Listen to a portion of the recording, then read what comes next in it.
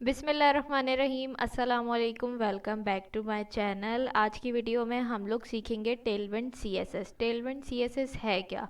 अब बहुत सारे लोग इस चीज़ को देख के सुन के कंफ्यूज हो जाएंगे कि टेलविंड सीएसएस क्या है, हमने तो एचटीएमएल सीएसएस सीख लिया था, अब ये नई चीज़ क्या आ गई है। तो बिल्कुल भी परेशान नहीं होना, जिनको सीएसएस आता है तो उनके लिए तो बिल्कुल कोई भी मुश्किल काम नहीं है टेलविंड सीएसएस सीखना। ठीक है, सीखना कुछ भी नहीं है, सेम वही चीज़ है, बस थोड़ा सा इसको अंडरस्टैंड करना है, सिंटेक्स को समझना है, बाकी कुछ भी इसमें चाहिए नहीं है। इनफैक्ट ये आपके पास सीएसएस का शॉर्टकट है। ठीक है, इसमें आपको कोड भी कम लिखना पड़ेगा, हर चीज़ आपको मैन्युअली जाके टाइप नहीं करनी पड़ेगी, बतानी नहीं पड़ेगी, इसमें सारी चीज़ें आपको पहले से ही बनी हुई मिलेंगी। तो ये बहुत इजी होने वाला है। तो सबसे पहले मैं स्टार्ट में ये चीज़ बता दूं, आप लोगों को क्लियर कर दूं कि टेलविंड सीएसएस के लिए जो है सबसे इम्पॉर्टेंट चीज़ ये है कि आप लोगों को सीएसएस आना चाहिए। ठीक है, तो जिन्होंने अगर सीएसएस नहीं सीखा है, नहीं आता है, उनको सीएसएस सीखने से मतलब बेसिक नो हाउ होनी चाहिए आपको सीएसएस के बारे में।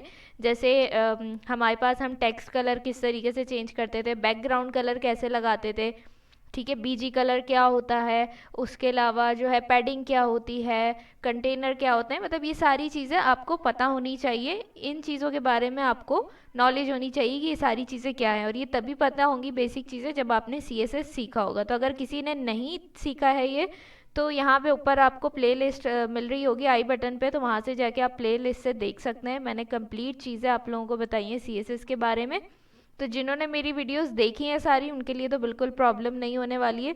तो हम स्टार्ट करते हैं अपना टेलविंड सीएसएस। ठीक है, अच्छा, टेलविंड सीएसएस जो है सीएसएस का फ्रेमवर्क है, ये वेबसाइट डिज़ाइनिंग के प्रोसेस में काम आने वाला है। ठीक है, यहाँ पे इन्होंने लिखा हुआ भी आप देख सकते हैं, ये इसकी वेबसाइट है टेलविंड सीएसएस की, tailwindcss.com।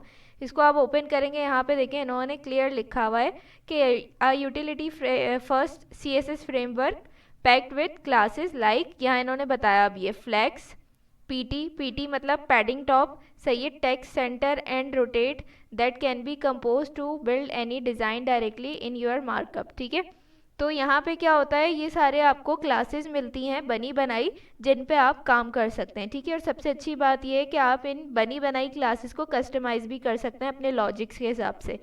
ये सारी इसमें अच्छी चीज़ें हैं। तो आपको बनी बनाई क्लासेस ये देंगे, अब इनको किस तरीके से यूज़ करना है सारी चीज़ें हम सीखेंगे अभी। और सबसे अच्छी बात यह है कि HTML के पेज पे रहते हुए ही आप अपना सारा काम कर सकते हैं।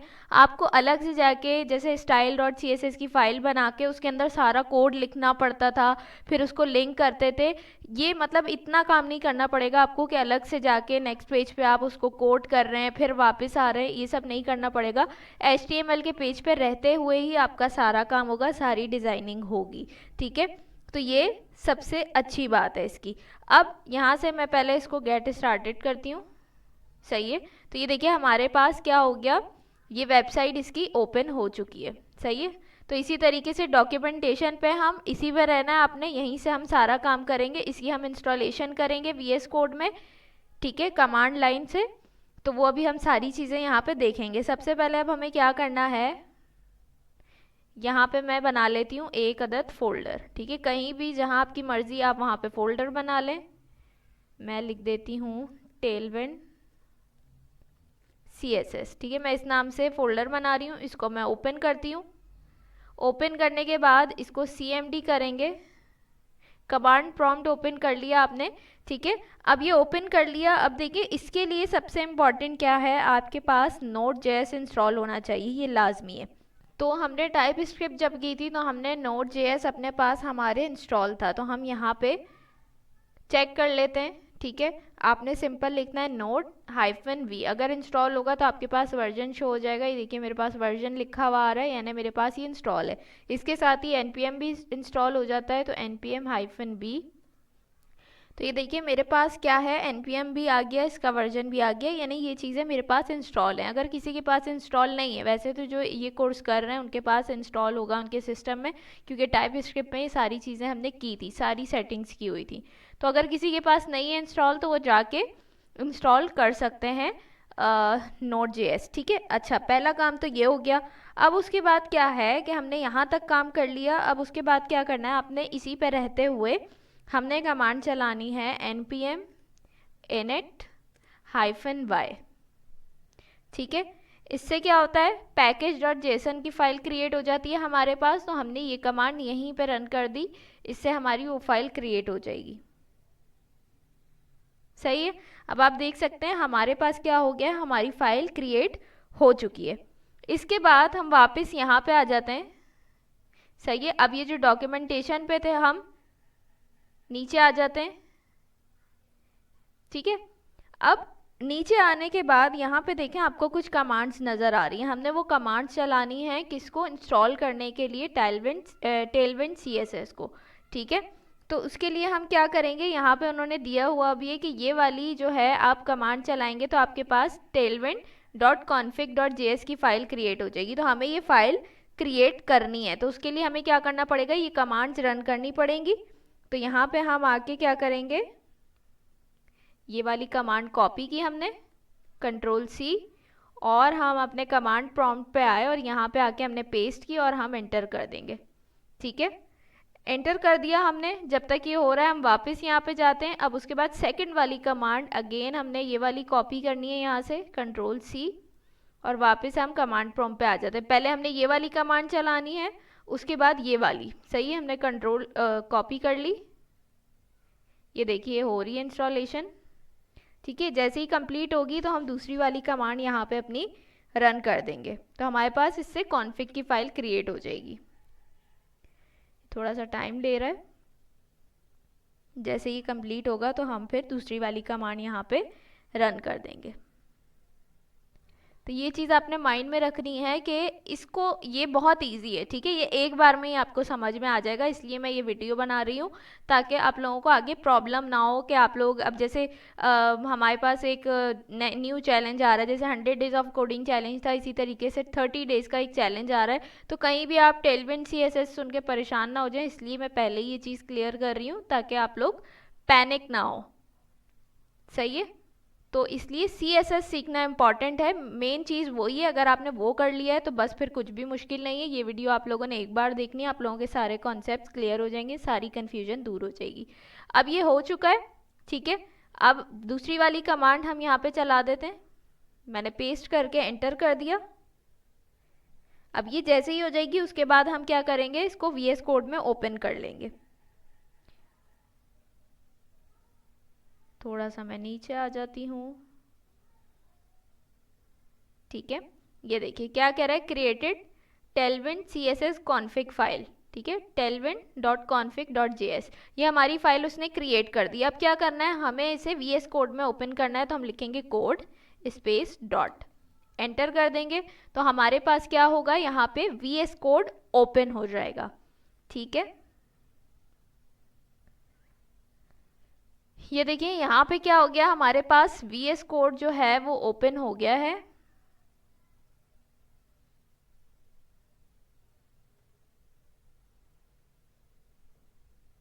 ठीक है। VS कोड ओपन हो गया और यहाँ पे देखें हमारी सारी फाइल्स क्रिएट हो गई हैं जो हमने वहाँ कमांड लाइन पे क्या की थी, बनाई थी। ठीक है। ये देखिए tailwind.config.js की फाइल बन गई, package.json की फाइल बन गई, package log.json की फाइल बन गई, और नोड मॉड्यूल्स भी हमारे पास यहाँ पे आ चुके हैं। सही। अब हमें बनानी है index.html की फाइल। यहाँ पे मैं बना लेती हूँ index.html। ठीक है। ये हमारे पास आ गई है HTML की फाइल। सही है। यहाँ तक हमने ये काम कर लिया, HTML की फाइल भी बना ली हमने।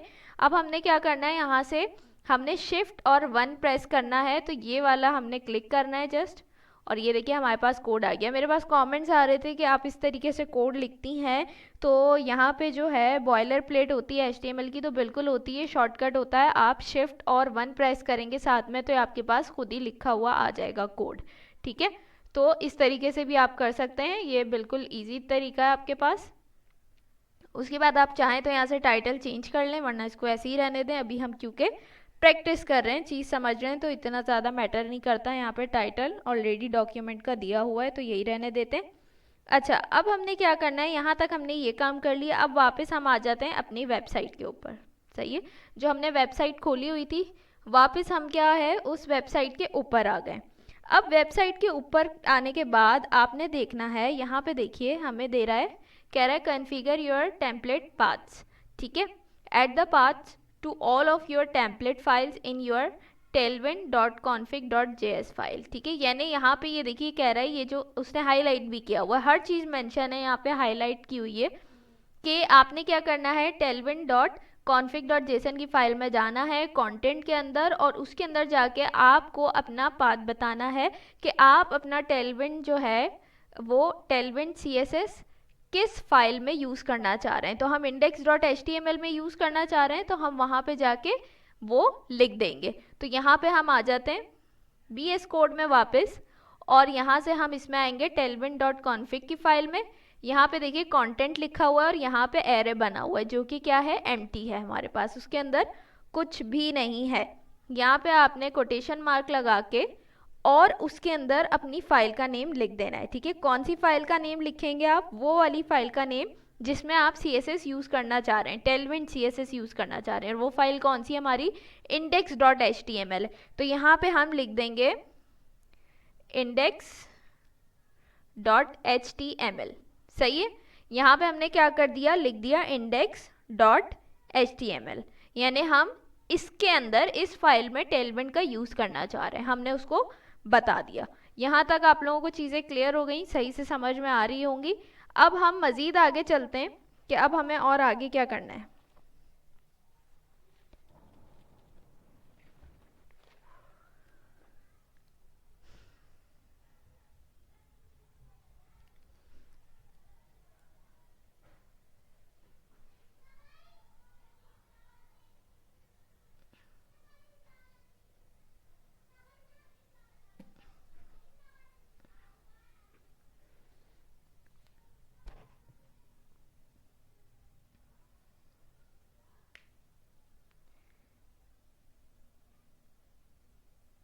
अब हम वापस आ जाते हैं वेबसाइट पे। ठीक है, वेबसाइट पे आने के बाद हम थोड़ा सा नीचे आ जाते हैं, और नीचे आने के बाद यहाँ पे देखिए कह रहा है add the Tailwind directives to your CSS। ठीक है, अब यहाँ पे देखिए उन्होंने बनाई हुई input.css की फाइल। input.css मतलब जो हम फाइल बनाते थे style.css की, वही फाइल है ये, इसको input.css कहते हैं। ठीक है, तो ये हमारे पास input.css हो जाएगी। अब यहाँ पे क्या करना है, हमने ये सारी चीज़ें वहाँ पे जाके हमने पेस्ट करनी है। तो यहाँ से मैं क्या करूँगी, इन तीनों लाइंस को कॉपी करूँगी।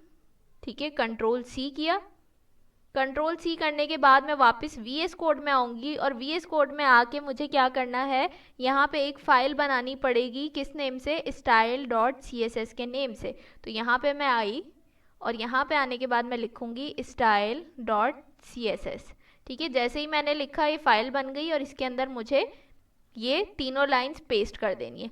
अब तीनों लाइंस मैंने पेस्ट कर दी, लेकिन यहाँ पे देखिए ये क्या हो रहा है, हमारे पास कुछ लाइंस बनी आ रही हैं। ठीक है, तो ये हमारे पास येलो कलर की लाइंस बनी आ रही हैं। ये येलो कलर की लाइंस क्या है, हमारे पास वार्निंग्स हैं। अब इन वार्निंग्स को अवॉइड कैसे करना है, इग्नोर कैसे करना है, मैं आप लोगों को बताती हूँ। आपने जस्ट यहाँ पे आना है, इस सेटिंग्स वाले बटन पे, मैनेज वाले बटन पे। यहाँ पे आने के बाद आपने सेटिंग्स में जाना है।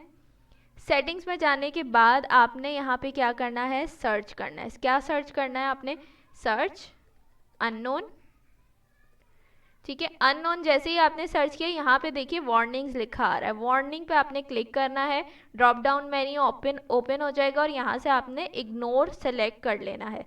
जैसे ही आपने इग्नोर सेलेक्ट किया, आप देखिए यहाँ से ये हमारे पास जो एरर आ रहा था, जो वार्निंग्स आ रही थी, वो जा चुकी है। ठीक है, तो इसको मैं यहाँ से बंद कर देती हूँ, और अब देखिए यहाँ पे मैं वापस आई, और वो सारी वार्निंग जो हमारे पास आ रही थी, अंडरलाइन हुआ हुआ था येलो से, वो सब चीज़ें यहाँ से जा चुकी हैं। ठीक है, तो इस तरीके से आपने क्या करना है, एरर को रिजॉल्व करना है जो यहाँ पे आ रहा था। अब यहाँ तक भी हमने काम कर लिया। अब आपने क्या करना है, वापस से हम आ जाते हैं अपनी वेबसाइट पे, और वेबसाइट पे आने के बाद हमने क्या करना है, यहाँ से नीचे आते हैं थोड़ा सा। ठीक है, अच्छा नीचे आ गए। नीचे आने के बाद यहाँ पर देखिए आप, ये वाली जो लाइन है हमारे पास index.html पे जो काम करना है हमने, उसमें हमें क्या कह रहा है, start using Tailwind in your HTML। ठीक है, अब हम टेलविंड को यूज़ करना स्टार्ट कर रहे हैं। सारे इंस्टॉलेशंस वगैरह हमने किए हैं, अब हम इसको यूज़ करना स्टार्ट कर रहे हैं। तो कह रहा है add your compiled CSS file to the head and start your Tailwind's utility classes to style your content. ठीक है, तो यहाँ पे वो कह रहा है कि आप जो है उसको कंपाइल करें अपनी CSS को। ठीक है, हेड वाले टैग के अंदर जाके हमें ये काम करना है। अब वो कौन सी लाइन है, ये वाली लाइन है। ठीक है, तो हम क्या करेंगे, यहाँ से इसको कॉपी करेंगे, इस वाली लाइन को कॉपी, Ctrl+C किया मैंने, Ctrl+C किया, ये हमारे पास क्या हो गया, कॉपी हो गया। उसके बाद आप VS कोड पे जाएं और VS कोड पे जाने के बाद HTML की फाइल में आना है आपने। ठीक है, और यहाँ पे हेड के अंदर, ये याद रखना है आपने हेड के अंदर लिखना है, टाइटल के टैग के नीचे आपने इसको पेस्ट कर देना है। सही है, हमने क्या कर दिया, इसको पेस्ट कर दिया यहाँ पे। ठीक है, यहाँ तक काम कर लिया आपने। अब मैं क्या करूँगी, यहाँ पे मैं एक हेडिंग बना लेती हूँ H1। ठीक है, H1 लिखा, और यहाँ पे आप कुछ भी लिख सकते हैं। H1 के अंदर मैंने अपना नेम लिख दिया है। ठीक हो गया, यहाँ पे मैंने क्या कर दिया है, अपना नेम लिख दिया है, सैयदा शांजा। आप कुछ भी लिख सकते हैं क्योंकि अभी हम इस चीज़ को टेस्ट कर रहे हैं। तो यहाँ पे मैंने क्या कर दिया, अपना नेम लिख दिया। अब जब भी टेलविंड CSS यूज़ करना है तो टैग में जाकर क्लास का एट्रीब्यूट यूज़ करेंगे। ठीक है, क्लास का एट्रीब्यूट कैसे यूज़ करेंगे, जहाँ आपका H1 टैग है इसके अंदर आप लिखोगे क्लास, ये देखिए आ रहा है एट्रीब्यूट, और ये आ गया आपके पास। ठीक है, अच्छा यहाँ पे हमने क्लास का एट्रीब्यूट बना लिया। अब आपने क्या करना है, वेबसाइट पे आना है। ठीक है, यहाँ पे देखें वेबसाइट में, यहाँ हमें उन्होंने नीचे क्या बताया हुआ है कि किस तरीके से आप क्लास का एट्रीब्यूट यूज़ करने के बाद चीज़ें बता सकते हैं। कि जैसे आपने लिख दिया टेक्स्ट 3 XL। ठीक है, फॉन्ट आपने बता दिया बोल्ड चाहिए मुझे, अंडरलाइन चाहिए, तो इस टाइप की चीज़ें आप यहाँ पे बता सकते हैं। ठीक है, तो मैं यहाँ से ही लेती हूँ फॉन्ट बोल्ड और अंडरलाइन, VS कोड पे, और यहाँ पे मैं इसको पेस्ट कर देती हूँ। ठीक है, फॉन्ट बोल्ड और ये मैं अंडरलाइन। उसके बाद क्या करूँगी, मैं यहाँ पे आऊँगी, थोड़ा सा नीचे आते हैं, सॉरी ऊपर जाते हैं, और ये वाली जो है आपके पास start the Tailwind CLI build process. ठीक है, क्या लिखा है, run the CLI tool to scan your template files for classes and build your CSS। ठीक है, ये वाला जो कोड है, ये वाली जो लाइन है, ये वाली हमने कॉपी करनी है। इसके अंदर कुछ चेंजेस करने हैं, वो कौन से चेंजेस हैं मैं यहाँ पे आपको बताती हूँ। टर्मिनल ओपन करते हैं Ctrl+J से, यहाँ पे आके मैं इसको पेस्ट कर देती हूँ। मैंने पेस्ट कर दिया। अब यहाँ पे मैंने आपको बताया था इनपुट CSS मतलब style.css। ठीक है, इनपुट हमारा क्या है, style.css है, तो हमने यहाँ इस फाइल का नेम style.css रखा है। तो यहाँ पे आके हमें इनपुट की जगह स्टाइल लिखना पड़ेगा। ठीक है, इसका नेम चेंज करना पड़ेगा। उसके अलावा ये SRC यानी सोर्स जो लिखा है इनपुट और आउटपुट दोनों में, इसको हमें यहाँ से डिलीट करना पड़ेगा, सोर्स के कीवर्ड को। ठीक है, ये दोनों हमें यहाँ से ये वाले वर्ड्स चेंज करने डिलीट करने पड़ेंगे। और इनपुट को हमने चेंज करना है स्टाइल में, क्योंकि हमने यहाँ स्टाइल नेम रखा है अपनी फाइल का। बाकी जो आउटपुट वाली फाइल है वो अभी यहाँ पे क्रिएट नहीं है। जैसे ही मैं इसको रन करूँगी तो यहाँ पे वो ऑटोमेटिकली खुद ही क्रिएट हो जाएगी output.css की फाइल। एरो से आप पीछे आ जाएं। ठीक है, और हमें क्या करना है, सोर्स को हटाना है। ठीक है, यहाँ तक हो गया। उसके बाद इधर आएंगे, हमें चाहिए इनपुट की जगह स्टाइल, तो हम लिख देंगे स्टाइल। सही है, और .css, ये इस तरीके से आपने रहने देना है। और यहाँ तक हमारा ये हो गया। सही है, और इसको मैं क्या करूँगी, अब यहाँ से हम रन कर देंगे। अच्छा, यहाँ पे देखिए डन लिखा आ रहा है, इसका मतलब है हमारी जो टेलविंड CSS है वो रन होना स्टार्ट हो चुकी है। और यहाँ पे देखिए हमारी output.css की फाइल भी क्रिएट हो गई है। हमने ये नहीं बनाई थी, ये सिर्फ हमारे पास style.css की फाइल थी जो हमने क्रिएट की हुई थी। लेकिन यहाँ पे ये जैसे ही हमने इसको रन किया, ये ऑटोमेटिकली खुद ही यहाँ पे क्रिएट हो चुकी है। ठीक है, इसको ओपन करेंगे हम, तो यहाँ पे देखिए मैं टर्मिनल बंद कर देती हूँ। तो ये देखिए सारा हमारे पास यहाँ पे कोड लिखा हुआ है। ठीक है, तो ये हमारे पास output.css की फाइल है, इसको हम बंद कर देते हैं। सही है, अब क्या है, यहाँ पे देखिए यहाँ तक मैंने काम कर लिया। अब मैं क्या करूँगी, इस वाली फाइल को अपनी क्रोम पे हमने रन करना है। कॉपी पाथ किया मैंने। ठीक है, यहाँ पे आई, यहाँ पे आने के बाद सिंपल मैंने इसको चलाया, और ये देखिए सैयदा शांजा आप लोगों को लिखा हुआ नज़र आ रहा है। ये देखिए किस तरीके से लिखा हुआ है, अंडरलाइन हुआ हुआ है, बोल्ड हुआ हुआ है, और सैयदा शांजे लिखा हुआ है। ठीक है, तो इसका मतलब ये हमारा टेलविंड CSS जो है वो प्रॉपर वर्क कर रहा है।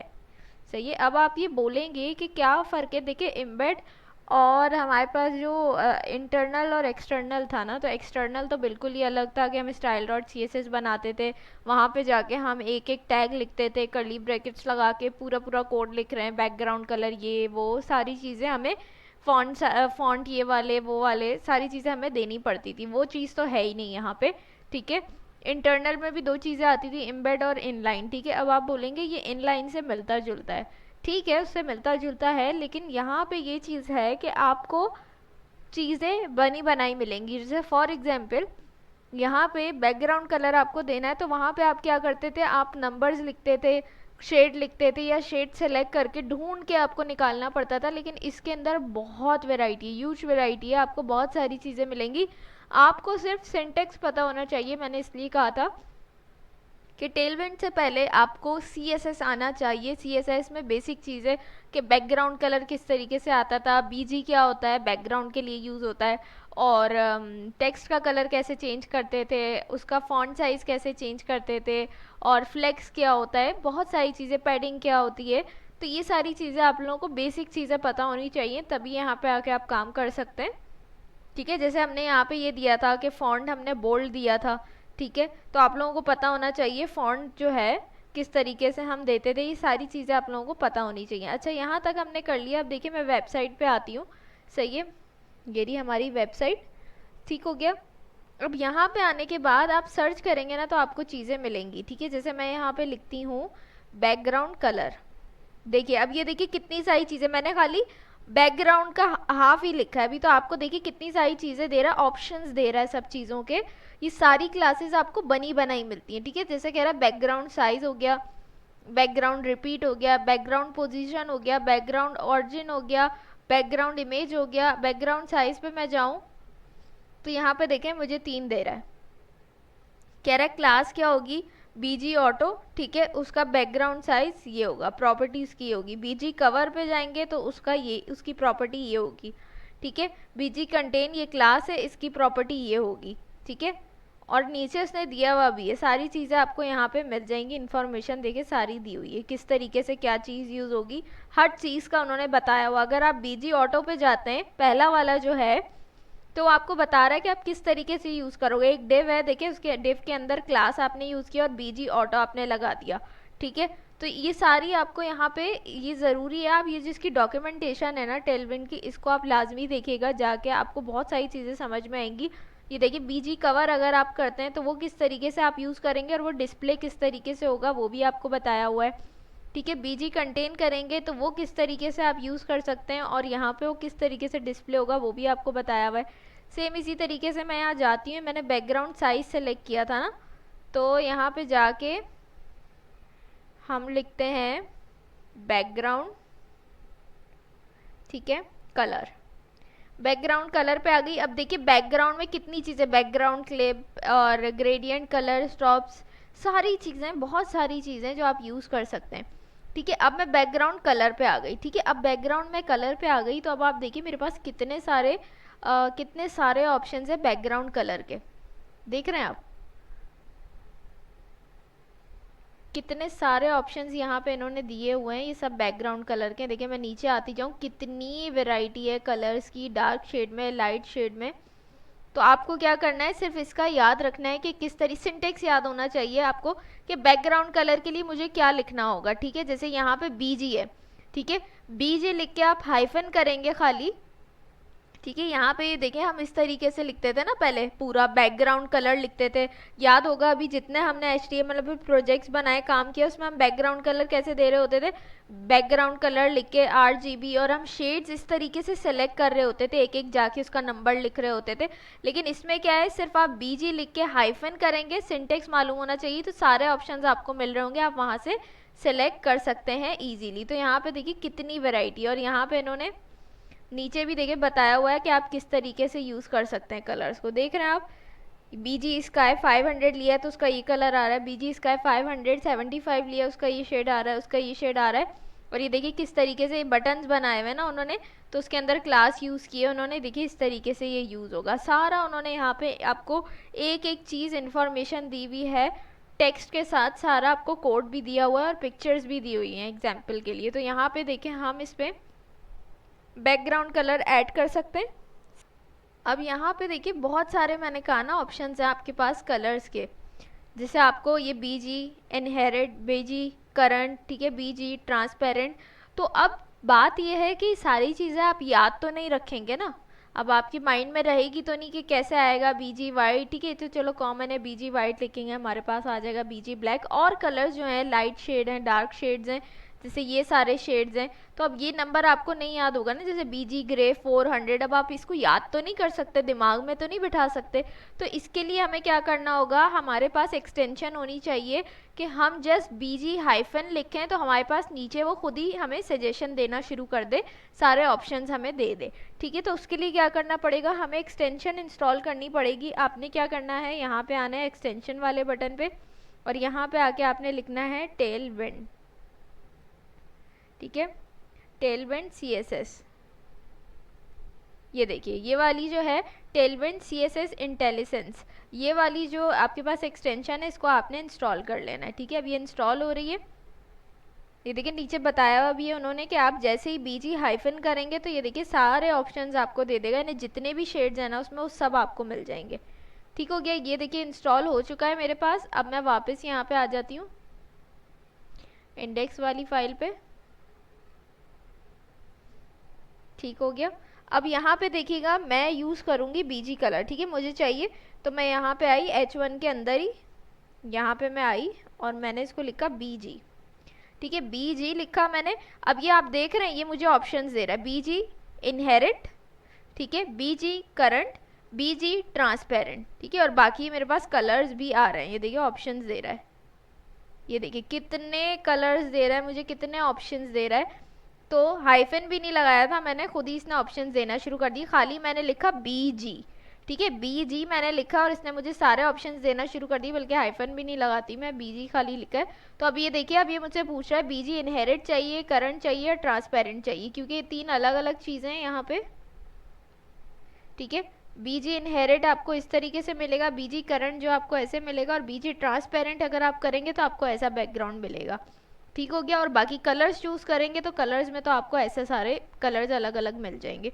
तो यहाँ पे हमने जस्ट बीजी लिखा, बीजी लिखा और उसने हमें सारे ऑप्शंस दे दिए यहाँ पे कि आप क्या क्या चीज़ें यूज़ कर सकते हैं। अब यहाँ पे देखिए कितने कलर हैं, चले ब्लैक वाइट ये तो ऐसे कलर हैं, हम नॉर्मली भी लिखते थे CSS में तो हमारे पास आ जाते थे, लेकिन ये जो बाकी शेड्स हैं, जो इतनी वैरायटी दी हुई है हमें, ये हमारे पास उसके अंदर ऑप्शन नहीं होता था। उसमें क्या होता था, एक एक कलर जाके हमें ढूंढना पड़ता था। अगर हमें लाइट ग्रे कलर चाहिए बिल्कुल जैसे इस टाइप का मुझे कलर चाहिए, तो मुझे क्या करना पड़ता था, मेरे पास पूरी कलर मैं सिलेक्ट करती थी, उसमें जाके मैं एक एक जगह पे क्लिक करती थी, फिर ऊपर नंबर्स लिखे आ रहे होते थे, फिर मैं 8GB लिख के फिर मैं वो कोड लिखती थी, 3 अलग अलग कोड्स लिखती थी, तब जाके वो कलर मेरे पास आता था। लेकिन इसमें कितनी आसानी है कि सिर्फ आपको ये चीज़ पता होनी चाहिए, सिंटेक्स पता होना चाहिए ना, आपको ये पता होना चाहिए कि अगर आपको बैकग्राउंड लगाना है तो बैकग्राउंड के लिए क्या वर्ड यूज़ होगा आपके पास। तो यहाँ पे आपने बीजी लिखना है, जैसे ही आप बीजी लिखेंगे तो आपके पास बैकग्राउंड कलर्स दे देगा, उसको पता चल जाएगा आप बैकग्राउंड कलर्स मांग रहे हो, ठीक है। इसी तरीके से बाकी चीज़ें भी आपके पास आती हैं, जैसे मैंने अभी बताया आपको कि ग्रिड टेम्पलेट होते हैं, कॉलम्स हो गए, कंटेनर हो गए, टेक्स्ट कैसा रखना है, तो ये सारी चीज़ें आपके पास ऑप्शंस आ जाते हैं। अब जैसे यहाँ से देखिएगा मैं लेती हूँ, ठीक है, ये वाला कलर ले लेती हूँ, ठीक है। अब ये वाला कलर देखिए कितना लाजमी नहीं है, ये येलो कलर नहीं है, ठीक है, थोड़ा सा उससे डिफरेंट कलर है। तो अब क्या है यहाँ पे, ये जो मैंने कलर सेलेक्ट किया, अब ये मुझे ऐसे तो नहीं पता चलता, अब इसके लिए मुझे क्या करना पड़ता, जाके ढूंढना पड़ता, फिर वो नंबर्स लिखने पड़ते। लेकिन टेलविंड CSS ने कितनी आसानी कर दी कि जस्ट मैंने बीजी लिखा और उसने मुझे इतनी सारी वेराइटी दे दी और मैंने सिर्फ एक क्लिक से अपना कलर चूज़ कर लिया, ठीक हो गया। मैं यहाँ पे आती हूँ और आप देखिएगा मैं इसको रिफ्रेश करूँगी, ये देखिए इसके बैकग्राउंड पे कलर आ गया। बिल्कुल इसी तरीके से हम ये सारी चीज़ें कर सकते हैं। जैसे मैं यहाँ पे आई और यहाँ पे आने के बाद मैं लिखूँगी टेक्स्ट, ठीक है, टेक्स्ट लिखा मैंने। टेक्स्ट लिखने के बाद यहाँ पे देखिए मेरे पास कितनी सारी चीज़ें दे रहा है, कितनी सारे ऑप्शंस दे रहा है वो मुझे। तो मैं यहाँ पे टेक्स्ट हाइफन, ठीक है, तो अब ये कह रहा है टेक्स्ट एंड कर दें, टेक्स्ट स्टार्ट कर दें, राइट कर दें, सेंटर कर दें। मैं इसको सेंटर करती हूँ, टेक्स्ट सेंटर, और अब मैं इसको रिफ्रेश करूँगी, ये देखिए मेरा टेक्स्ट सेंटर में आ गया। तो इस तरीके से क्या है, ये हमारे पास बहुत सारे ऑप्शंस आ जाते हैं कि किस तरीके से हम क्या क्या काम यहाँ पे इजीली कर सकते हैं। तो यहाँ पे जस्ट जाके आपने इस वेबसाइट पे ये देखिए आपको पता चल जाएगा। अब किसी को अगर नहीं भी पता ना कि बैकग्राउंड कलर के लिए क्या यूज़ होता है, मुझे तो पता है कि बीजी यूज़ होता है बैकग्राउंड कलर के लिए, किसी को नहीं पता तो वो यहाँ से आके भी जस्ट सर्च करेगा बैकग्राउंड कलर। तो यहाँ पे देखिए क्लासेस बनी हुई आ रही हैं, तो आपको यहाँ पे आके इजीली पता चल जाएगा कि अगर मुझे बैकग्राउंड कलर्स चाहिए तो उसके लिए मुझे BG यूज़ करना पड़ेगा। ठीक है, BG लिखूंगा मैं और मेरे पास बैकग्राउंड कलर्स आ जाएंगे। ठीक हो गया। इसी तरीके से यहाँ पे आने के बाद अगर आप लिखते हो टेक्स्ट कलर, ठीक है, आपने लिखा टेक्स्ट कलर, तो यहाँ पे मैं जाती हूँ। ठीक है, अब ये देखिए टेक्स्ट कलर लिखा, भाई मुझे नहीं पता था टेक्स्ट का कलर कैसे चेंज होगा, मैंने टेक्स्ट कलर लिखा। तो ये क्या कह रहा है, utilities for controlling the text colour of an element. ठीक है, तो यहाँ से आपको पता चल जाएगा कि आपने क्या लिखना है, तो उससे आप टेक्स्ट कलर चेंज कर सकते हो। तो यहाँ पे देखिए आपके पास ऑप्शंस दे रहा है, text inherit, text current, text transparent, text black, वैसे ही आपको ऑप्शंस दे रहा है। तो जस्ट आपने क्या करना है, ये देखिए टेक्स्ट के कलर्स भी यहाँ पे आपके पास आ रहे हैं। ठीक है, किस तरीके से शो होगा, ये देखिए कितनी वैरायटी है, कितनी वैरायटी है यहाँ पे जो आपको मिलेगी। ये देखिए मैंने यहाँ पे कौन सा कलर लिया था, हाँ लाइट कलर है, इस पर कोई भी कलर चल जाएगा। तो यहाँ से मैं वो, ठीक है, तो यहाँ पे देखिए कितनी वैरायटी है। अब मुझे टेक्स्ट का कलर भी चेंज करना है, अभी तक वो ब्लैक है, ब्लैक कैसे, बाय डिफ़ॉल्ट ब्लैक है उसका कलर। ठीक है, अब मुझे कलर चेंज करना है तो मैं जस्ट टेक्स्ट लिखूंगी। ठीक है, टेक्स्ट लिखने के बाद यहाँ पे देखिए मैंने उसकी अलाइनमेंट भी कर दी। अब मैं नीचे आती रहूँगी, देखिए मेरे पास कलर्स के ऑप्शंस आ रहे हैं, कितने कलर्स हैं, कितनी वैरायटी है। मुझे जस्ट यहाँ से अपनी मर्जी का कलर देख के उसको सिलेक्ट करना है। मुझे यहाँ पे कोई नंबर नहीं लिखना, कोई जाके ढूंढने नहीं है नंबर्स, सिर्फ यहाँ से कलर पसंद करना है और उसको लिख देना है। ठीक है, जैसे मैं यहाँ से ये वाला कलर सेलेक्ट कर लेती हूँ। अब ये कलर मुझे नहीं मिलता, मुझे चाहिए होता तो मुझे कितना ढूंढना पड़ता, लेकिन यहाँ कितना ईजी हो गया, सारी चीज़ें मुझे दे रहा है। मैंने जस्ट एक क्लिक किया, ठीक है, कलर आ गया। यहाँ पे जाके आप देखिए मैं इसको रिफ्रेश करूँगी, कलर चेंज हो जाएगा। ये देखिए हो गया कलर चेंज। ठीक है, दोबारा से जाती हूँ, दोबारा इसका कलर, दोबारा से जाके दोबारा से इसका कलर चेंज करते हैं। ठीक है, कुछ और रखते हैं, जैसे थोड़ा सा डार्क। ठीक है, मैं इसको ये कर लेती हूँ, मुझे डार्क रेड चाहिए। सही है, अब इसको रिफ्रेश करती हूँ, ये देखिए कलर चेंज हो गया।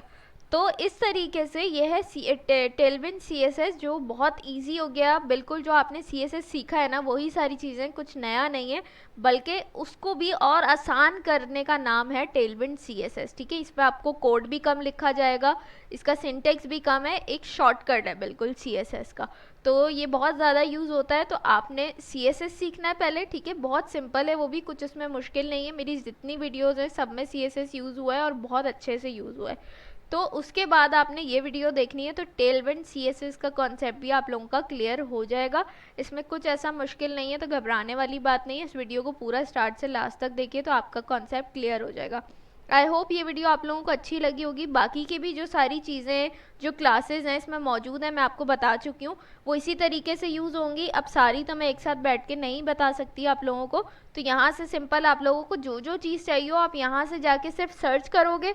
सर्च करने के बाद आपने उसको सिलेक्ट करना है और आपके पास वो सारी यहाँ पे आ जाएंगी। आपको पता चल जाएगा कि ये क्लास किस तरीके से बनेगी। ठीक है, तो हाइफन से पहले वाली चीज़ जो है ना आपको पता होनी चाहिए कि क्या है। ठीक है, बैकग्राउंड के लिए जैसे BG यूज़ होता है, टेक्स्ट का अगर आपको अलाइनमेंट करनी है या उसका कलर चेंज करना है तो उसके लिए हाइफन से पहले क्या चीज़ लिखी थी, टेक्स्ट। तो आपको पता होना चाहिए टेक्स्ट में कोई भी चेंजिंग करनी है, कुछ भी एडिटिंग करनी है तो टेक्स्ट यूज़ होगा उसके लिए। तो ये सिंटेक्स पता होना चाहिए, और नहीं भी पता तो कोई प्रॉब्लम नहीं है, इनकी वेबसाइट है, यहाँ पे आके इजीली आप सर्च करके लिखो, आपको यहाँ पे मालूम हो जाएगा। और जब आप प्रैक्टिस करते रहोगे तो चीज़ें आपके माइंड में बहुत अच्छे से बैठ जाएंगी। आई होप ये वीडियो आप लोगों को अच्छी लगी होगी। वीडियो अच्छी लगी तो लाइक कॉमेंट शेयर करना मत भूलिएगा। इंशाल्लाह आप लोगों से नेक्स्ट वीडियो में मुलाकात होगी, तब तक अपना बहुत सारा ख्याल रखिएगा, मुझे अपनी दुआओं में याद रखिएगा। अल्लाह हाफिज़।